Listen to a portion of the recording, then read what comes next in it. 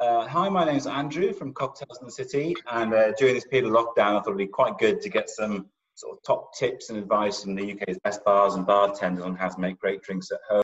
Really happy. Today is joined by Manachain Monaghan from Below Stairs in Leeds, which is one of my favourite bars in the UK. Like, I really love this place, and there's so much intricacy to it and subtle detail. It's just an amazing place to visit. So if you're in Leeds, you should do. And if you could maybe, I know that this year you're up for Avant-Garde Cocktail List of the Year, Best UK Bar Team. So, you know, really highly regarded within the industry as well. If you could sort of introduce yourself, Manny, and the bar, maybe just tell us a bit more about yourself and the venue, please. Yeah, of course.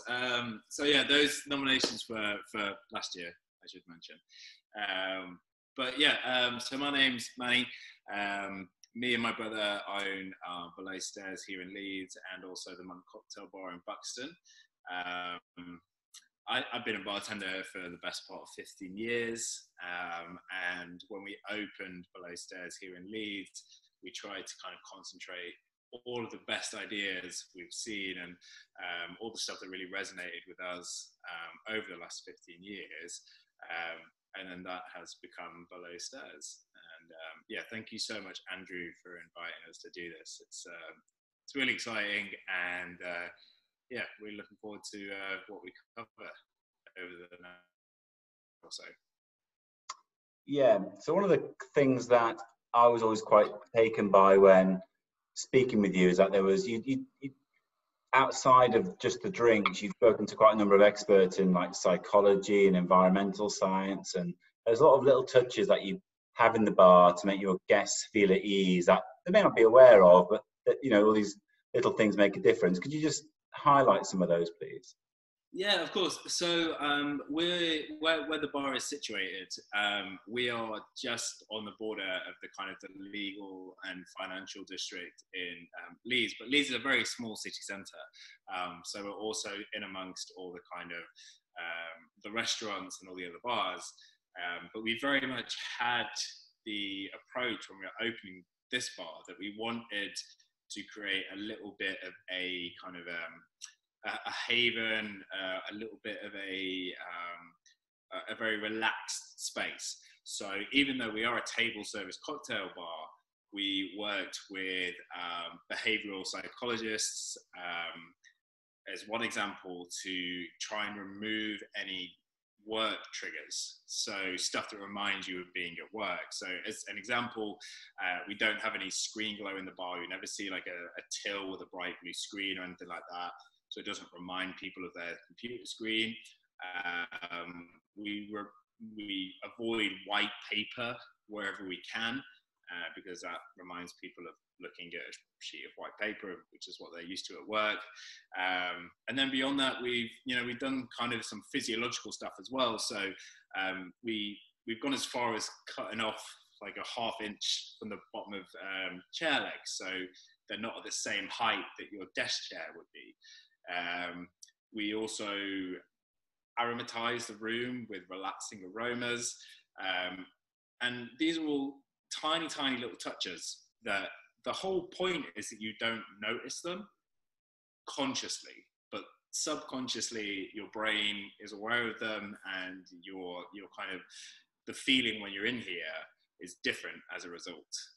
Even like the colors of the walls, we use relaxing. It's a dark blue shade, which I think you can see behind me.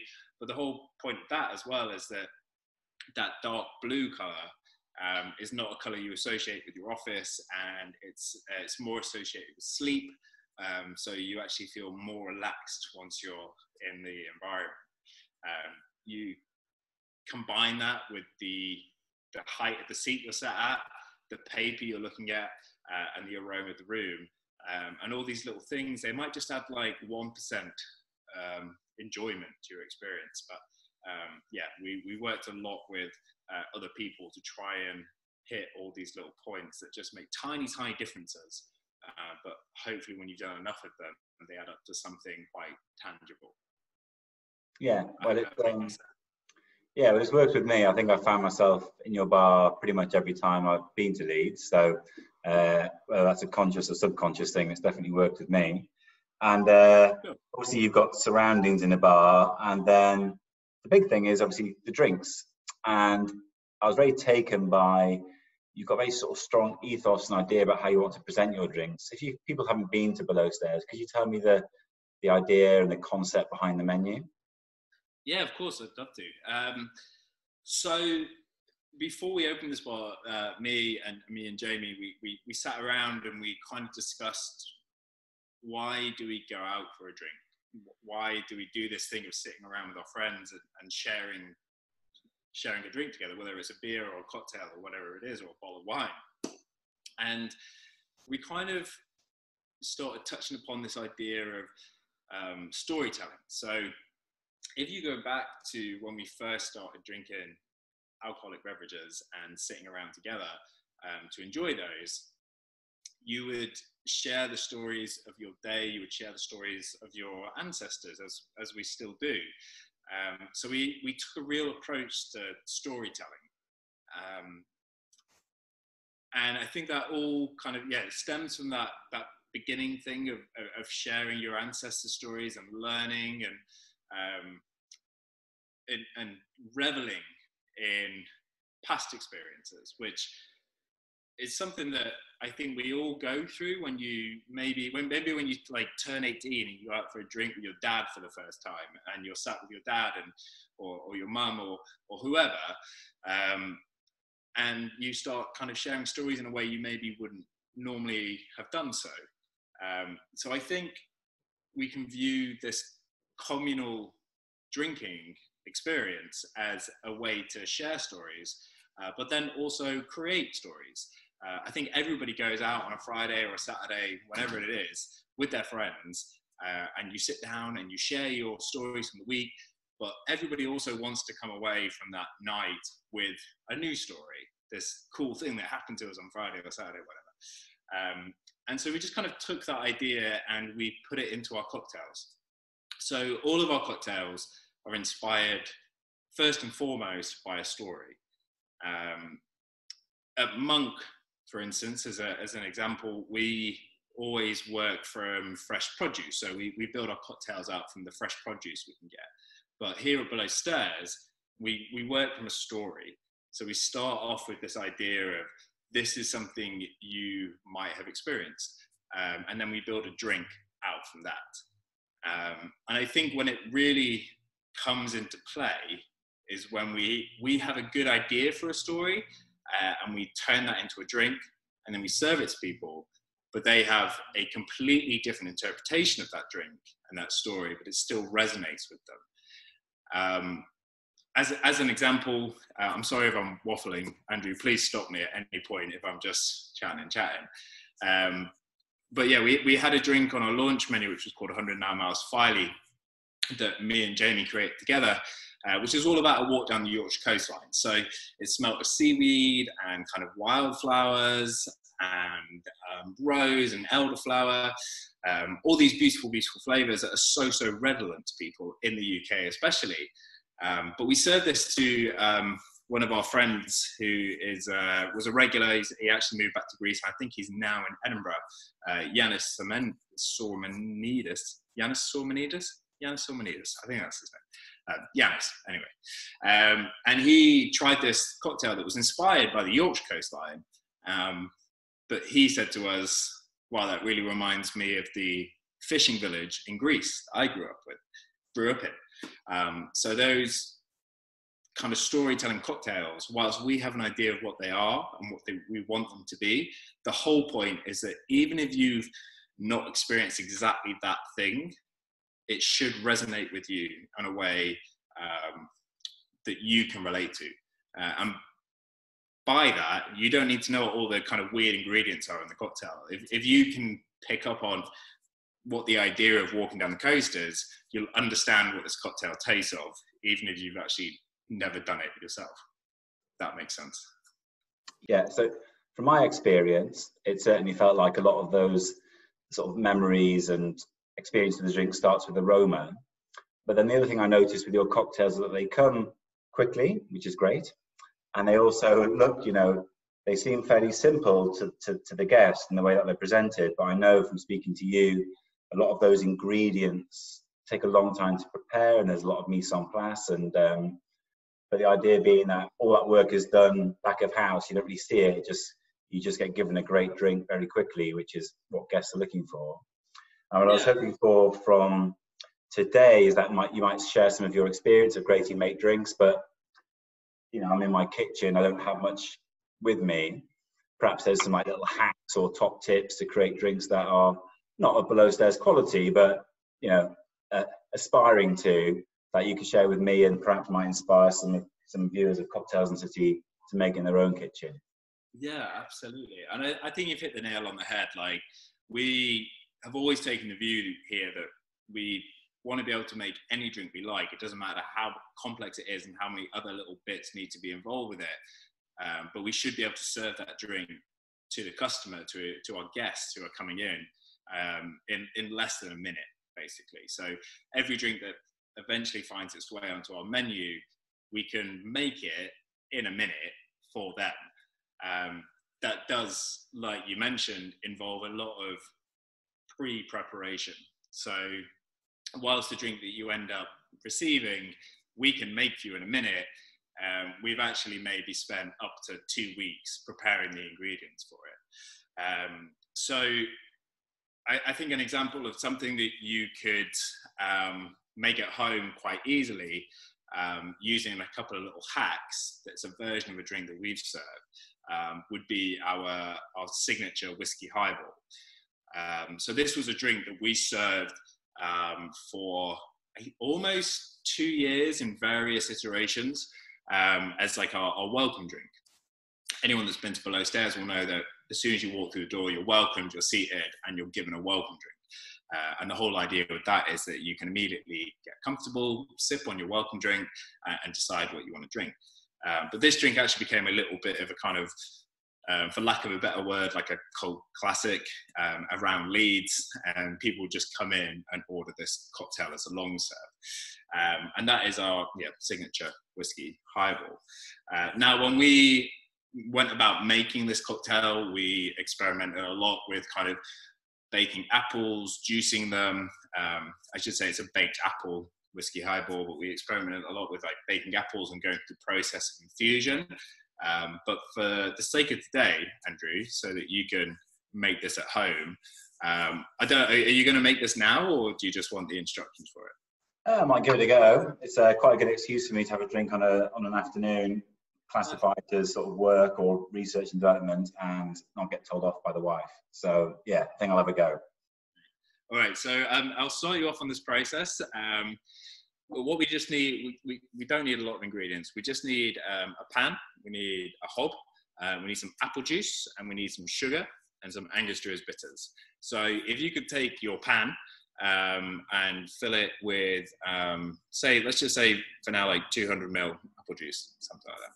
Yeah, I can do that very quickly. And whilst I'm doing that, you can sort of, talk a bit more about how you actually make the drink in its full form for your guests. Yeah, of course. So Andrew's going to take 200 ml of apple juice. To that, he is eventually going to add just 100 ml of sugar.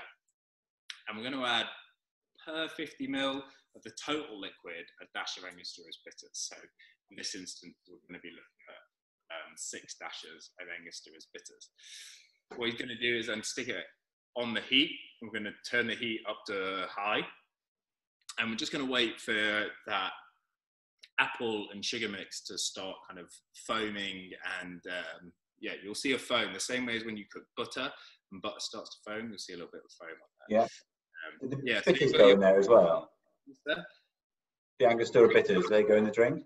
Yeah, so 200 ml of apple juice, about 100 ml of sugar, and then 6 dashes of your Angostura bitters.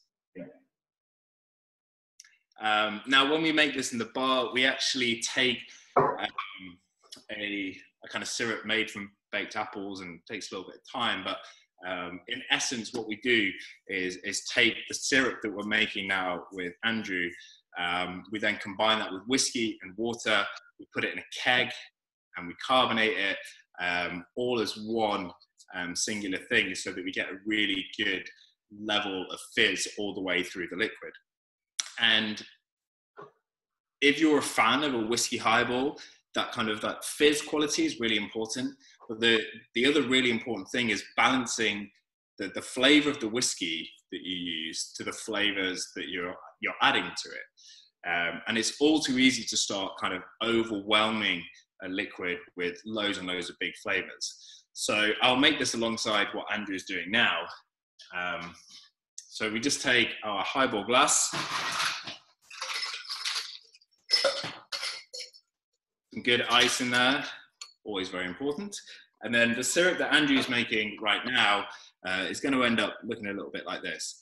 Now, I refer to this as like a semi-syrup, because it's not like we're making an apple syrup. What we're just trying to do is add enough sugar to the apple to give it body and complexity. And really, the way we're going to make this is going to make it taste like baked apple.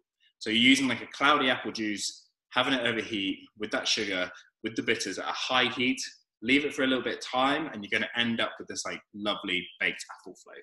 Yeah, it smells great so far. Oh, it's going to be delicious, mate. And then for the actual mix, I'm adding 20 ml of that. Yeah, Andrew, so once you've got the sugar in there and the apple, and you've got your hob on high, and you add the bitters, what you're waiting for is for the liquid. You'll start seeing kind of like a foaming kind of thing happening. So you'll see some like bubbles reaching the top. Yeah, it's happening. Cool. So the whole thing with the recipes I want to give you guys today is that they're easy to make at home. So like, you don't need to measure everything super precisely. We're going to go from what things look like, and we're going to go from what they taste like. So Andrew, just leave that sitting with the bubbling, stir through the sugar, wait for the sugar to kind of be fully dissolved, just let it bubble for a little bit. And then all you're going to do while we're doing the rest of this is occasionally just go back and taste it, and just wait until you've got that lovely baked apple flavor from the pan. But once Andrew's got that, and I think it'd be cool to check back in at the end of this chat and maybe make everything then. But until then, we take 20 ml of the syrup that we've pre-made with the bitters. We add 40 ml, so 2 parts to 1 of the whiskey to our apple semi-syrup. And then we add a little bit of soda.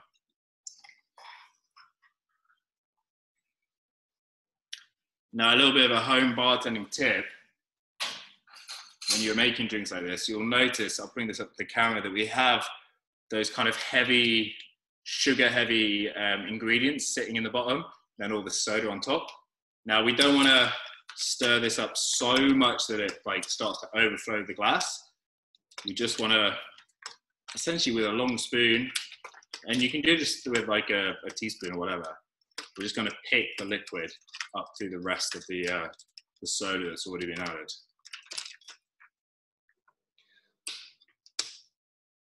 If you've got a bar spoon, you could just use a knife, couldn't you? Or just anything that's long and thin just to get into that glass. Absolutely. If you've got like a little metal straw or anything like that, that'll do the job. Wooden spoon, anything. And you end up with just like a lovely kind of semi-cloudy liquid. You taste it, and it's delicious. Again, though, making this apple syrup that we have, apple semi-syrup, and adding the whiskey, it's important the whiskey you use. If you use something that's like really, really peated, very smoky, very, very rich, it is going to quite heavily affect the flavor. There's nothing wrong with that if you love like a peated kind of whiskey. The whiskey I really recommend for this is Irish whiskey. Irish whiskies typically have that kind of nice floral, stone fruit kind of flavor to them. So they just pair really, really well with apple, which when you're making a drink at home, just makes it all the more easy to make some delicious liquid. Yeah, Irish whiskey's got a reputation for being quite accessible, hasn't it, as a flavour profile. So if you were going to make whiskey drinks for a larger group, for instance, it would be one of the safer styles to go for. Yeah, absolutely. And this is a drink, bearing in mind that we serve to every single person that walked through the door. You know, a lot of people, we give them this kind of little welcome cocktail and say it's, you know, it's whiskey and it's apple. And they say, oh, we don't like whiskey. Okay, well, this is free, so try it. And having tried it, they love it. So I think it's quite a nice example of a way to use the spirit that you maybe wouldn't normally think of doing, and also makes it very, very approachable and very, very delicious. That's the key, really, with all drinks. They just need to be tasty, right? Yeah, perfect. Well, that's from a home kitchen point of view. Soda water, apple juice, sugar. They're pretty common, simple ingredients, and everyone's got a bottle of whiskey somewhere in the cabinet, I'm sure. Yeah. I've got a Talisker Storm here, which is nice, pretty pimping. Yeah, I don't know where that came from, but happy to have it. Like salinity to it that will cut through quite nicely. But yeah, Andrew just pointed out there, absolutely rightly, that this is a syrup you can make at home super easily. You just need some apple juice, sugar, Angostura bitters, and a pan and a bit of heat. Very, very easy to make, and you'll as long as you give it enough time on the hob, kind of cooking through, that cloudy apple juice will turn into like a lovely baked apple flavour. Yeah, should it reduce down into like into more of a syrup, or will it still be quite you know, like a lot of things, if you leave them on for a while, they'll reduce down, you'll end up with like quite a sticky syrup. Is this one going to, if you start with 200 mils of apple juice, for example, and you put in 100 mils of 100 grams of sugar, how much liquid should you expect to have at the end of that, would you predict? I realize it'll change from person to person. Yeah, totally. I mean, one of the nice things I would say about this liquid is that we're not actually trying to make a syrup. If we make a syrup from this, we end up with an apple syrup, and what you have is, then when you build it all together, you have whiskey, you have sweet apple, and you have soda. We actually want to maintain a little bit of the apple juice in there. We don't want to reduce it down too much, because at that point, the apple juice stops being kind of a character in it, and we just end up with an apple syrup. So what I would say is that all you need to do is, with that pan, is just keep tasting it occasionally. And as soon as you've gotten that character when you taste it, where it no longer just tastes of apple juice and it tastes of a baked apple, then you're there. We actually want to maintain as much liquid as possible. So it's a little bit of a kind of backwards approach from what you would normally see in terms of like making an apple syrup at home or something like that. What we actually want to do is have an apple juice that now tastes of baked apple, and it's got enough sugar just to enhance the flavor. In the same way, when we cook and we add salt to things, and that's a flavor enhancer, we're really just using the sugar in this as a flavor enhancer. We're not trying to make it a sweet drink. We're just using the sugar to enhance the flavor of the apple that's already there. You've got a wide range of amazing ingredients, and we had a quick chat about this yesterday, and you mentioned this whiskey drink, and that's how I just happened to have some whiskey and apple juice and all these things in front of me. But for the purposes of diversity and flavor profiles, I wondered, from your current menu or previous menus, perhaps there's a couple of other recipes that could be, again, hacked and dumbed down slightly, but cretins like myself could actually have a go at making in the house. 100%. So the drink I'd like to make for you, Andrew, is a variation on one of our cocktails called the En Provence. I mentioned before that our drinks are all about storytelling. And the story behind this drink is basically just being on a road trip through Provence, which is one of the most beautiful parts of the world.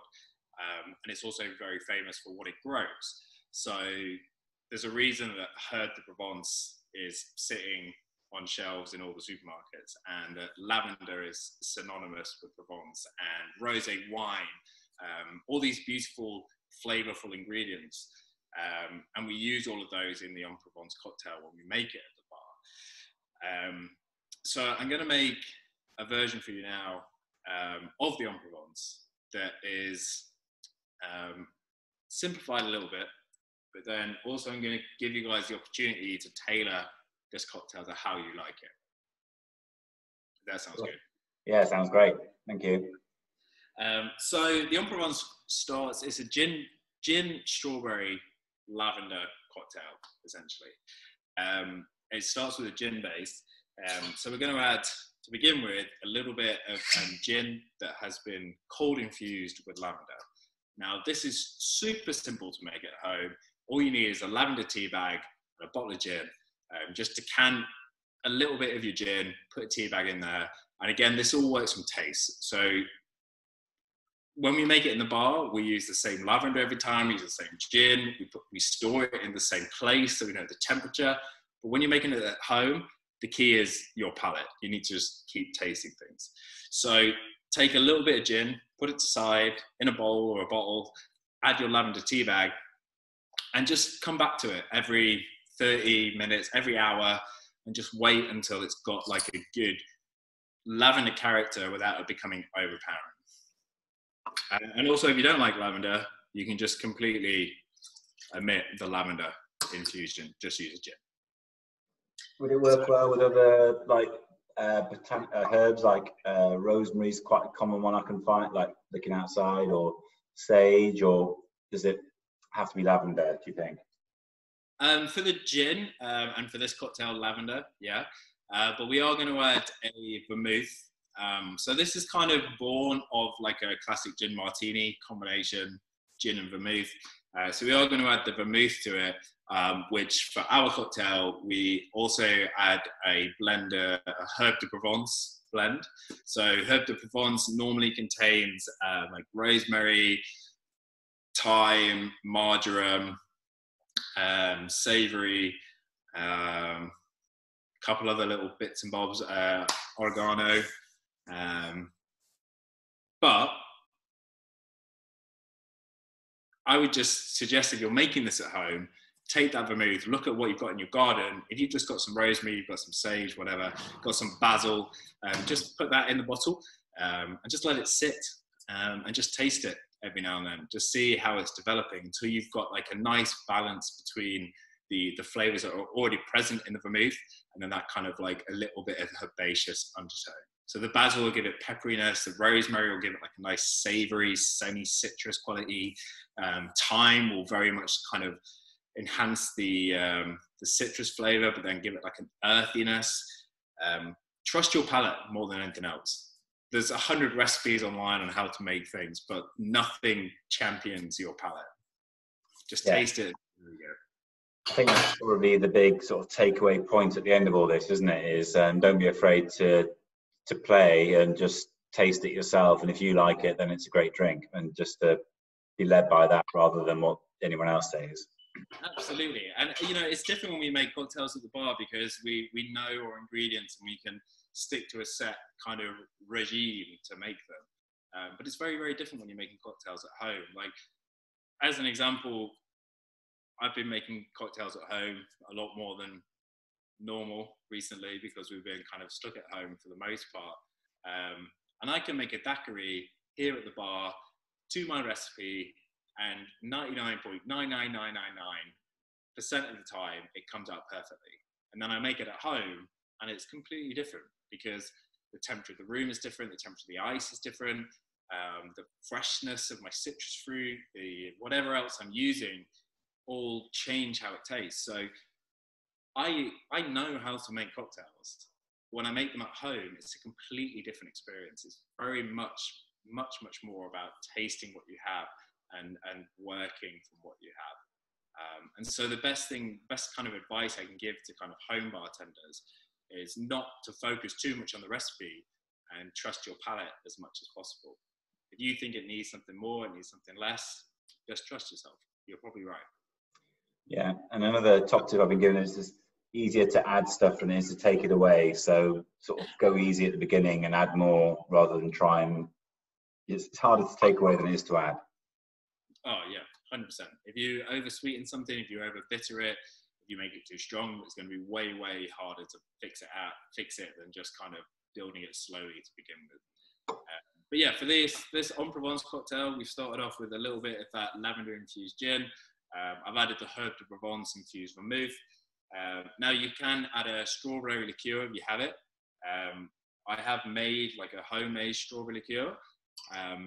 Reason for that being that there's a massive glut of strawberries at the moment. So strawberries are being sold and nobody's buying them. So go out, you can get yourself some really cheap, delicious strawberries. And this is super easy to make.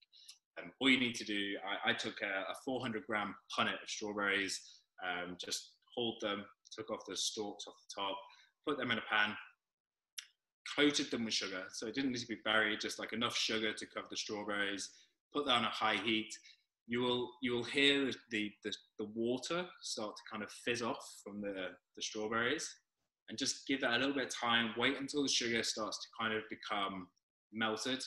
At that point, you want to add a little bit of alcohol. So it could just be like a vodka or a gin, whatever you have to hand, just to rinse the pan. And that's just going to rip those sugars off the base of the pan back into the liquid.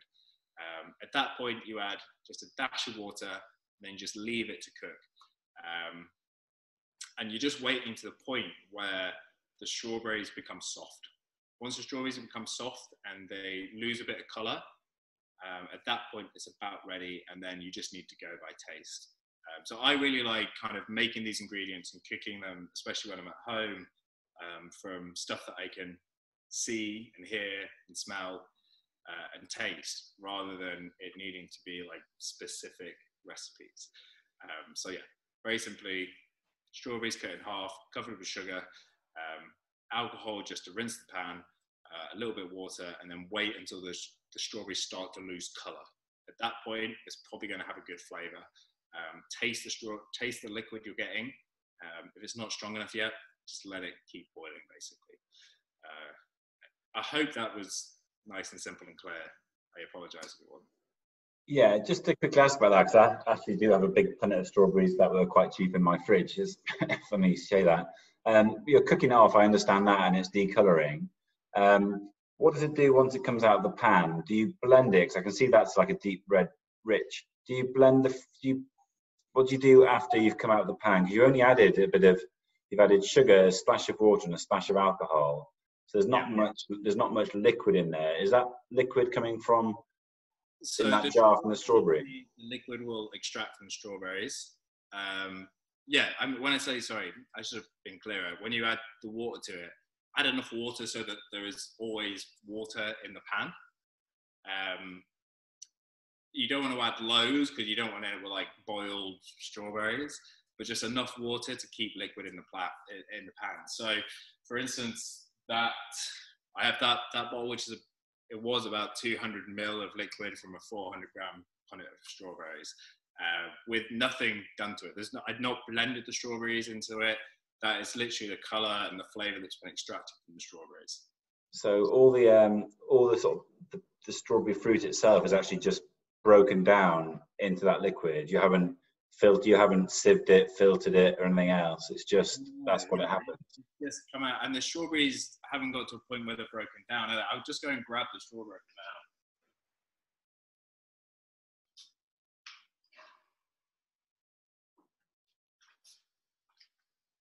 Sorry, so you can see the strawberries in like pretty good nick, really. But you can see they've like faded, the color's faded a little bit. But the strawberries are still they're still solid. And the reason for that is that by doing it this way, you can then take your strawberries and you can stick them in, you can cover them with vodka or Campari or Aperol, whatever you want. And then you end up with some nice kind of very heavily flavored, boozy strawberries that you can garnish your cocktails with. And if you don't want to combine everything with alcohol, so can you just simply eat them? Will they be palatable, or? You can absolutely eat them. You can also make a jam with them. You've essentially done the first part of making jam from your fresh fruit by kind of breaking down the pectins in there. Strawberries have a reasonably high pectin content, which is why this liquid has a little bit of thickness. It's not just the sugar, it's also the sugars that are in the strawberry that have made it that way. But yeah, you can take those strawberries, then cook them down, make a jam from them like you normally would. Yeah, or you can just simply eat them. They're pretty good. Great. Yeah. Yeah, very tasty, in fact. Especially at the moment, like the strawberries are amazing at the moment. This is all very different if you're making it with like off-season strawberries. But if you're making it right now, the strawberries are perfect. They're already like ripe, they're super tasty, and they're delicious. Why would you not use strawberries in cocktails? They're super delicious. Cool. So we're going to add 20 ml of our homemade or store-bought strawberry liqueur, whatever you have, to our liquid. And we'll just stir that down.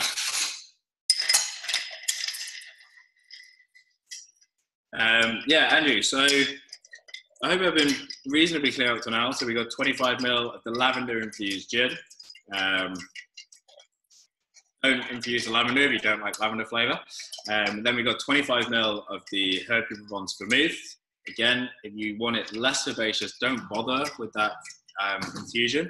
But if you do have some nice herbs in your garden and you want to add it to your cocktails, it's a really, really nice way of doing it. And the whole kind of idea of showcasing this cocktail was that you can do this, most of this, without kit.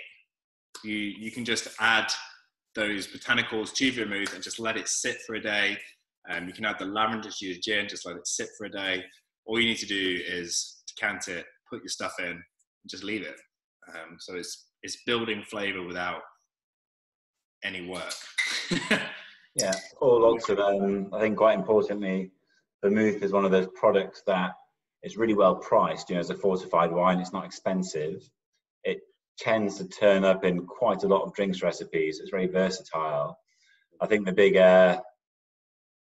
not issue with it has been that people always buy a bottle, then it gets left maybe somewhere warm for years on end and then opened again, and it's not tasting great at that point. You know, it's a bit like a wine wouldn't taste great after more than a couple of days. So if you do go out and buy a bottle of vermouth, which we always, you know, it's good to have, is drink it sooner rather than later. And if you've got space in the fridge, maybe keep it in there rather than a hot sunny place. Treat it like you try to treat a wine, isn't it? Yeah, absolutely. But I mean, and again, you're absolutely right. Look after your ingredients. One of the nice things about if you do find yourself with a little bit of vermouth that doesn't taste as primo as it used to, by infusing it with these kind of herbs and using it in a cocktail like this, you're getting kind of a second life out of it, which is, I think, is quite nice. Yeah, and probably also harks back to the history of cocktails in the first place, sort of masking fairly bad booze with other ingredients and flavors. So 100%. I mean, if you go back into like the golden era of cocktails, when the vast majority of cocktails you drank would have been probably quite gross, the whole thing was like, this is the limited stuff we have available to us. How do we make the most of it? And that's really where that kind of, like you say, cocktail culture was born. Yeah. So whilst we're not doing that anymore, because we are very lucky that we have good ingredients, if you're making drinks at home, maybe it's a little bit different, and you can use these kind of very classic techniques to improve your home bartending game. Yeah, I didn't see you pour that drink into the glass, actually. I think I was too busy whispering on about something else. So you just stirred that over ice, haven't you? And then strained straight into a sort of into a flute, champagne flute. Soda water. When we serve this cocktail at the bar, we take all of the ingredients together and we carbonate them all as one, which means we get like a really good consistency of fizz through the liquid, which is, it does improve it, to be honest, just having that kind of nice consistent carbonation, but it doesn't mean you can't make this cocktail at home. You'll just find that the effervescence of the cocktail drops off a little bit quicker. So, I mean, you'll see from here, there's a little bit of a bubble in there. When we make this for the bar and everything's carbonated together, you'll see like really, really consistent bubbles. But one of the things about making fizz cocktails is that whilst the fizz is very, very pleasant, really what we're using it for is that sensation in your mouth. So whilst it doesn't look as fizzy, still when you sip it, you'll get that lovely kind of bubble crush, slightly acidic sensation from sipping the cocktail. Yeah, I did an interview last week with a cocktail trading company, and they were, you know, his big thing was that, like you do, is to fully carbonate the drink all the way through. Obviously, that's quite an advanced technique and involves quite a lot of kit, which people won't be able to do at home. But one of the reasons it's worth spending the money and going to a great bar is they do have this stuff, and they can create drinks like that because they have the equipment and the time and the knowledge to do so. So, and carbonation is one of those he was telling me like carbonation, dilution, temperature. They're not necessarily what you think of as taste and flavor, but they make a huge difference to how you appreciate a drink. Massive difference. Sorry, I mean, if you think about even just sipping like a glass of nice red wine or white wine, the temperature plays a huge part. And if your white wine that's got a little bit of pétillance isn't chilled enough, like you no longer get that little bit of bubble. And then on the other side, something like a red wine, like if you drink like a big, bold Cab Sauv, something that's normally has that like beautiful velvety character. If you sip it and it doesn't have that velvety character, it's just not the same. You know, you don't enjoy it as much. So the texture of your liquid is really, really important. But it is something that I think you don't need to focus on quite as much when you're making drinks at home. That's something for us to think about, because it does involve quite advanced techniques to be able to control the texture of your liquid. But you can absolutely do it just by using good ingredients. Okay, so yes, that was quite simply stirred with ice into the glass, then topped with soda water. And it was the lavender infused gin, the herb infused vermouth, strawberry syrup, and soda. So yes. Just thinking back to, you know, if I looked at my drinks cabinet, gin, most people have. Vermouth, if you don't have it, it's quite cheap to buy. You can make the strawberry syrup. You can pick stuff from the garden to infuse your vermouth, and soda water. So again, it's not expensive to produce, but there's if you were going to present that to a friend, it's very bespoke. Go on, sorry, you go. Yeah, I was just saying, if you were to then present that drink to someone like your partner or a friend, and say, well, actually, this drink, although I built it very quickly, I infused the gin, I infused the vermouth, I made the strawberry syrup, I did all this mise en place for you, and here's your, say it like that, you know. But once they recognise you've done all that to create their drink, I think they really, you know, will really appreciate the time and effort that went into that serve, even though the actual making of the drink was fairly simple and quick.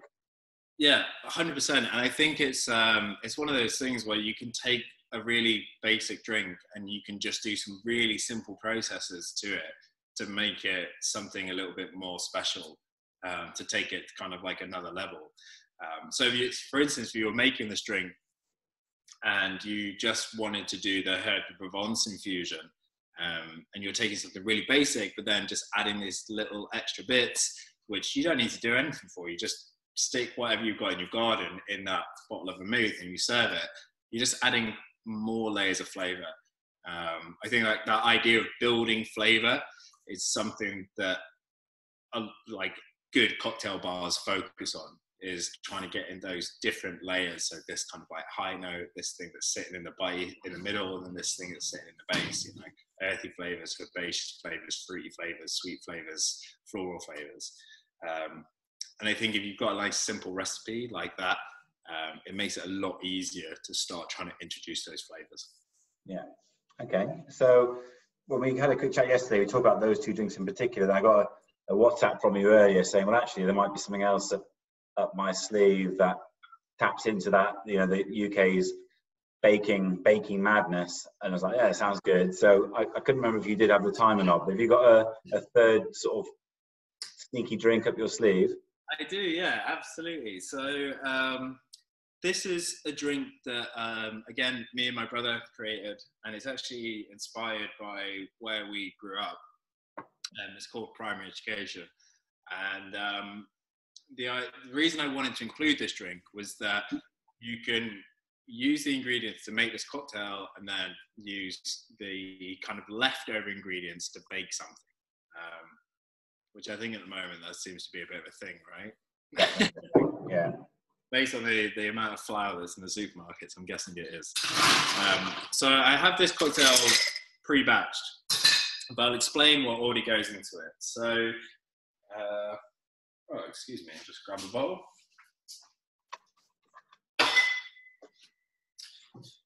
So this cocktail really only has two important ingredients. The first one is a whiskey that is infused with oats.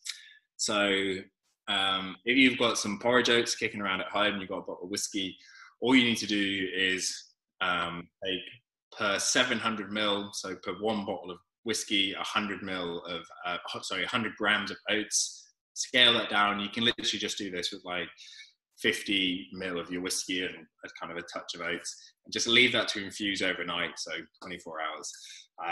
The other ingredient is we use a Geneva, which is kind of like it's a little bit like gin, but it's a lot more malty.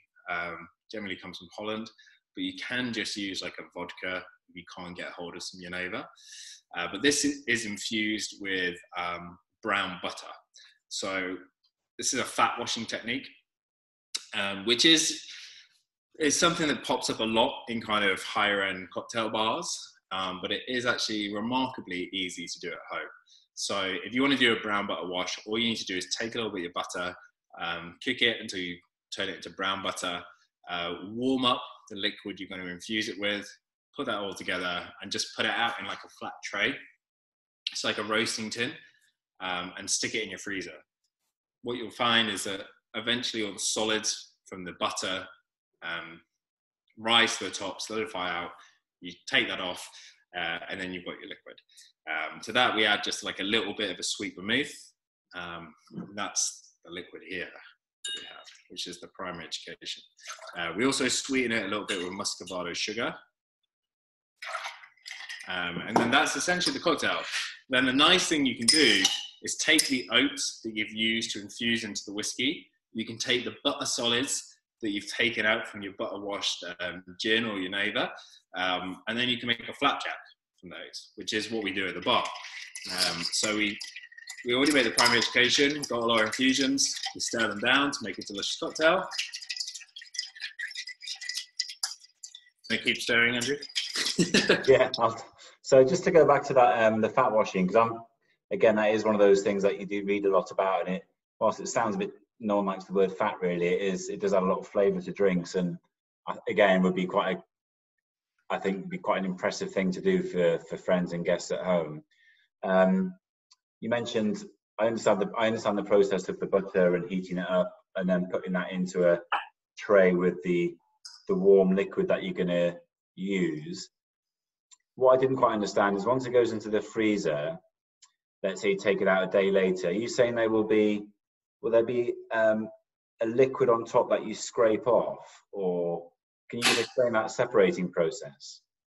Yeah, so it's one of those nice things in that time kind of does the work for you. So you combine those ingredients, leave them in the right environment, which it could just be like a cold fridge will do the same thing if you don't have a freezer. If you do have a freezer, all you need to do is put it in there and keep coming back to check it, because if you are putting it in a freezer, it will end up kind of freezing the base liquid into a kind of slushy kind of texture. But all you're looking for is when you put it into wherever it's chilling, like say a fridge will do it, you'll come back to it and there will just be a layer of all the fat on top. So whilst it's kind of classed as a fat wash, the whole point is that you're ending up removing the fat, which in this instance is the butter. But what it leaves behind is a little bit of texture and a little bit of flavor. So the reason we added to this cocktail, the primary education, is to get that kind of velvety, unctuous kind of quality that you get from cooking with butter, for instance. Yeah. So if I had this, I put it in a baking tray, which is very long and very shallow, you then want to decant that into something quite tall and narrow, wouldn't you, to make it easier to sort of separate those two things? You want to be able to access. You don't want a massive surface area, do you? You don't want to be skimming a very thin layer off a wide surface. You want to put it into a. Sure. I would actually argue that when you're doing the infusion, the wash, you do actually want quite a large tray. You want like a large surface area to make sure that as much of the liquid is in contact with the fat as possible. And then all you need to do is just like poke a hole in it, even if it's really, really thin, and just pour the good liquid out into like a bottle or a jug or whatever, through A coffee strainer is a good thing to pour it through to kind of catch everything that's left. And then you take that kind of layer of the fat off, which in this instance is butter, and then you can use that butter to make a flapjack with the oats, which is what we do at the bar. And so when we serve this cocktail, we have the primary education liquid all here. It's reasonably clear, even though we have those like nice butter fats in there and the kind of like good, rich, succulent flavors from the oats. And then we garnish this. We actually turn our flapjacks into kind of a crisp. So we take the oats and the sugars, we roll them out, we dehydrate them so we can get like a nice thin layer like this for the cocktail. But this all came from the idea of using the oats and the butter to make a flapjack. And all we've done here is make like a super skinny little flapjack. So you can enjoy that with the cocktail. Yeah, and that process of you mentioned about dehydration. I know a lot of bars have dehydrators. If you wanted to do exactly the same thing and roll it out, would that just go into an oven on a very, very low heat for a long time, or a high heat for a short time? What would be the best way to dry it out? Yeah, definitely. You can put it in your oven on a very, very low heat. We actually we have a coffee machine here. So we actually just use the heat that dissipates from the coffee machine.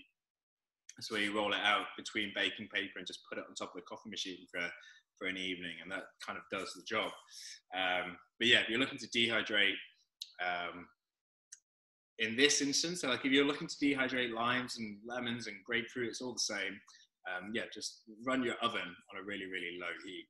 Basically, as low as it will go. The lower the temperature and the longer you do it for, the more the flavors will develop in that. Yeah, because that's always been quite a nice, it's always a very attractive presentation, isn't it? Sort of dehydrated orange wheel or grapefruit wheel on a drink, I've noticed. And I do like the idea of the fact that nothing's wasted in this drink you're using. And oats are, just super cheap, aren't they? We've just bought about a 10-kilogram bag to sort of see us through the next however long. And I'm always looking for new ways to use them. I'm into the birch and muesli now and I haven't yet stuck it in bottles of booze, so definitely should do that. I'm conscious that Geneva is quite a niche category and probably not something that people would have. And I was trying to think of what the nearest flavor profile would be. And you mentioned vodka. I just wonder if there's any other spirit categories you felt came closer. Because you're right, it is quite malty, and I just wonder whether whiskey again would be a good substitute, or is there any other spirit? Definitely. If you have like a young whiskey, that could do a similar job. The other one that I think would work quite well would be like a cachaça. You've got a bottle of cachaça, if you're making caipirinhas at home, or anything like that. I think that kind of savory, grassy flavor of the cachaça would work quite well as well. Outside of that, I mean, the cocktail will absolutely work if you're using just a vodka for the butter wash. Whilst we use the Geneva for that kind of savory quality, really, if you're wanting to make a nice butter wash spirit, you just wanting to carry through that kind of rich, unctuous flavor of the butter, and so you can just do it with just a simple vodka or like a young whiskey would work really well. Okay, great. Well, thank you for showing us like 3 of the drinks, and I realise you've hacked them down a bit for the purposes of making them at home, and I'm hoping that we'll be able to go and enjoy drinks in your bar very soon. During this sort of period of time, I wondered how you, as like a sort of bar owner, how you've, anything you'd like to sort of say to people, or ways in which you pivoted or adapted the business. If you could just tell me a bit about your current experience, I'd be very sort of interested to hear about how you, as a bar and business owner, are coping. Yeah, of course. So obviously it's a really difficult time, and anybody that works in hospitality right now is suffering. We've kind of taken the view of anything we do, we want it to be really consistent with what the bar already represents. So we have been doing a delivery cocktail service, which we've just paused for the moment while we kind of get restock, and we're kind of reapproaching how we do it. But yeah, delivery cocktails. But I think for us, we're selling merchandise and stuff as well. But for us, the key really is finding ways for us to keep interacting with our customers, our guests, you know, because that's what it all comes down to. Doesn't matter how clever we are with the cocktails if our guests don't care about them. So we're doing kind of just fun social media stuff. We're trying to interact with everybody as much as possible. We're doing virtual bartender services.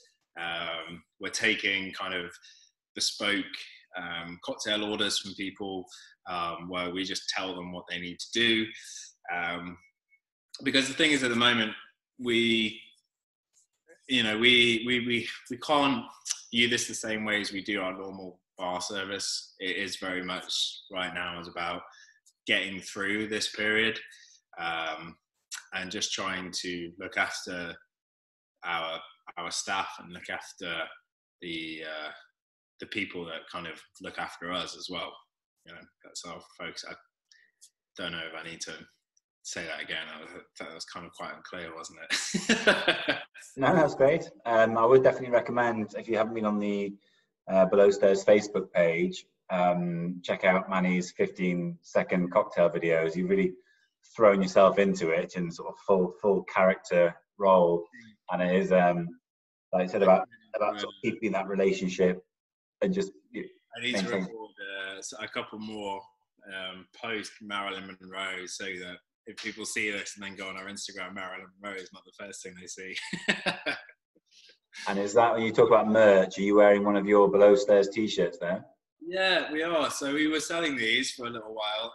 This is actually, it's quite awesome. It was designed by Elisa Maguire, who is one of our bartenders here. She's now moved up to Edinburgh, but she designed this for us. So we got the nice little logo on the front, and then beautiful little design on the back. Yeah. She created for us. Is that a millennial pink sort of dash on the back? Sorry? Is that a sort of millennial pink? Yeah, so we our kind of colours at the bar are always this kind of dark blue and then like rose gold, which actually all stems from a Pantone colour of the year, which was Serenity and Rose Quarter, and it's like colours that should relax you. Yeah, we actually sold out the t-shirts, but we are launching a new kind of merch campaign. Should be live start of next week, where people will be able to buy the t-shirts. Oh, it sounds like they might be become a collector's item. People could start investing in them in the sort of same way people are buying up other categories, then reselling them straight away on social media sites. Yeah. Thanks very much, Manny. Like, I really appreciate that. I know, like, you know, despite everything, you're a very busy man, and you know, working flat out in ways to sort of keep the business going and interact with people. So appreciate that. And I did make my drink sort of quite subtly on the slide while we were talking. Oh yeah, we should have gone back to that. I do apologise. Well, I've been enjoying it quietly, and I think that'll be gone pretty quickly. It's delicious, and I'm definitely going to make that strawberry syrup as well, because I have had this punnet and it's bothering me that I haven't done anything with it yet. And yeah, I think now is the time for people to, when you're at home and you've got a bit of time to experiment, play with drinks, and then when the time comes and you can start entertaining and have dinner parties or cocktail parties, you can wow your guests courtesy of some top tips from some of the UK's best bars and bartenders. So thanks for adding to that, Manny. And with you. Yeah, I'm a big fan of recipes that you can kind of leave going and ignore them for a little bit and they still come out well, which was definitely the goal with the strawberry syrup. It's kind of absolutely foolproof. You can ignore it for like an hour and it'll still come out fine. But I'll send you the recipes over so we can put it up on the page and stuff there. Yeah, I will. I will write all this up in a sort of short summary blog. I'm aware that these interviews go on for a long time, and I'd be very surprised if anyone's still watching this after, I don't know how long it is now, but we'll summarize it all, put in some nice photography of the drinks, the recipes, how to, and yeah, look forward to making them. Have a great weekend, Manny. You too, Andrew. Thank you so much, man. I apologize if I waffled a little bit. No, it's perfect. Really good, really interesting. And yeah, once again, thank you so much for your time. And yeah, I hope to see you sort of face to face sometime soon. We can enjoy one of these drinks and sort of, you know, chink glasses. Yeah, definitely.